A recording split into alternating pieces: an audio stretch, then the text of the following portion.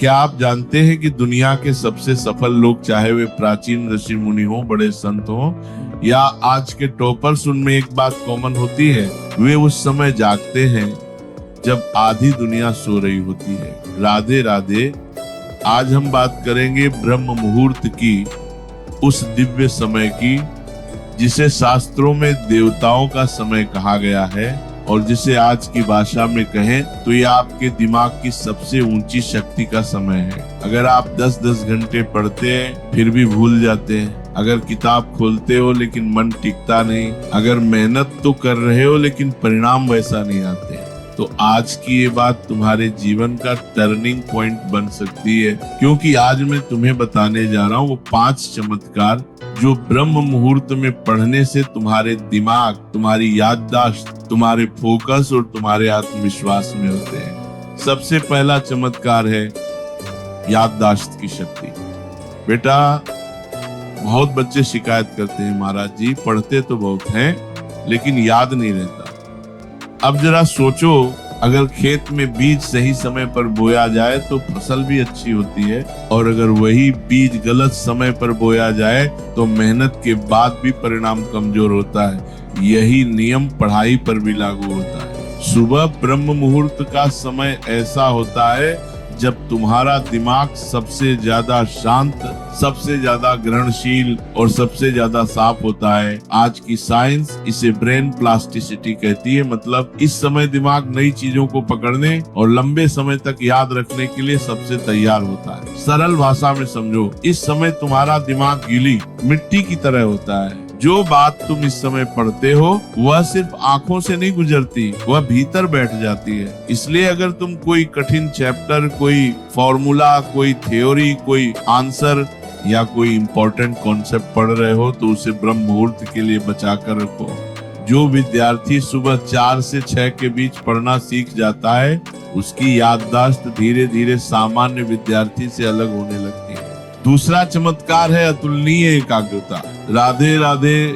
दिन के समय तुम्हारा मन कितनी दिशाओं में बंटा रहता है, कभी सोचा है? कभी मोबाइल, कभी मैसेज, कभी घर का शोर, कभी किसी की आवाज, कभी मन का बहाना, कभी आलस, कभी कंपैरिजन। लेकिन ब्रह्म मुहूर्त उस समय वातावरण अलग होता है। बाहर शांति होती है, भीतर शांति होने की संभावना सबसे ज्यादा होती है। शास्त्रों में कहा गया है कि उस समय सत्वगुण प्रबल होता है। इसका मतलब है कि मन स्वाभाविक रूप से हल्का, शांत और स्थिर होने लगता है, और जब मन स्थिर होता है तभी ज्ञान भीतर उतरता है। यही कारण है कि सुबह का 1 घंटा कई बार दिन के 3-4 घंटे के बराबर पड़ जाता है। दिन में तुम किताब के सामने बैठे रहते हो लेकिन मन कहीं और घूमता रहता है। सुबह तुम कम समय पढ़ते हो लेकिन पूरा पढ़ते हो। यही डीप फोकस है, यही डीप वर्क है, यही वो शक्ति है जो साधारण विद्यार्थी को भीड़ से अलग करती है। तीसरा चमत्कार है डिस्ट्रैक्शन का अंत। आज का विद्यार्थी सबसे ज्यादा किससे हारता है? सिलेबस से नहीं, कंपटीशन से नहीं, बल्कि डिस्ट्रैक्शन से। पढ़ाई शुरू की नहीं कि फोन वाइब्रेट हो गया, किसी ने मैसेज कर दिया, किसी ने रील भेज दी, किसी का कॉल आ गया, घर में कोई काम बता दिया और जो फ्लो बना था वह टूट गया। लेकिन सुबह 4 बजे न कोई व्हाट्सएप डिस्टर्ब करेगा, न कोई फ्रेंड कॉल करेगा, न सोशल मीडिया तुम्हें खींच पाएगा, न घर में कोई शोर होगा। वह समय सिर्फ तुम्हारा होता है और तुम्हारे सपनों का होता है। और बेटा, जब किसी विद्यार्थी को ऐसा समय मिल जाए जिसमें कोई उसे डिस्टर्ब न करे तो उसकी पढ़ाई का स्तर ही बदल जाता है। क्योंकि पढ़ाई सिर्फ घंटों से नहीं होती, पढ़ाई अनइंटरप्टेड फोकस से होती है। यही वजह है कि ब्रह्म मुहूर्त में बैठने वाला विद्यार्थी धीरे धीरे अपनी पढ़ाई में एक अलग ही डेप्थ महसूस करने लगता है। चौथा चमत्कार है तनाव और एंजाइटी से मुक्ति। अब ये बात बहुत ध्यान से सुनो। जो विद्यार्थी सुबह जल्दी उठकर अपना सबसे कठिन काम पहले ही कर लेता है उसका आधा तनाव वहीं खत्म हो जाता है। क्यों? क्योंकि उसका मन बार बार उसे नहीं खाता कि यार आज अभी तक कुछ किया ही नहीं। सुबह 7 बजे तक अगर तुमने अपना कठिन सब्जेक्ट पढ़ लिया, नोट्स रिवाइज कर लिए, एक चैप्टर खत्म कर लिया या कोई इम्पोर्टेंट टॉपिक मजबूत कर लिया तो पूरा दिन तुम्हारे अंदर एक अलग शांति रहती है। तुम्हें लगता है कि हाँ, आज मैंने अपने लक्ष्य की तरफ कुछ मजबूत किया है। और यही फीलिंग एंजाइटी को कॉन्फिडेंस में बदल देती है। बहुत से बच्चे दिन भर स्ट्रेस में रहते हैं क्योंकि वे दिन की शुरुआत ही भारीपन, गिल्ट और डिले से करते हैं। लेकिन जो विद्यार्थी सुबह जीत लेता है वह दिन को भी जीतना शुरू कर देता है।